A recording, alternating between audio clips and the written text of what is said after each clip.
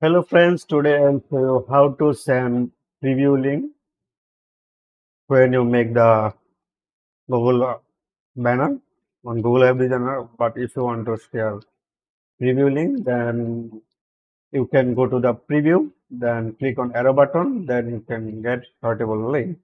Then click here. If you want to add the,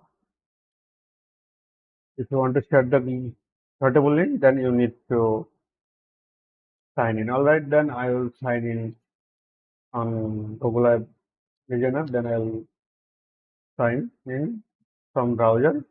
You can browse, you can sign in from your browser. I'll just sign in. Okay. After it's done. Now it is creating the portable link.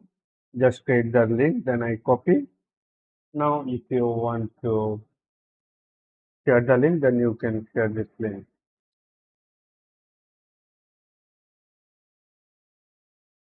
You can copy from here. Also you can send, then you can get link.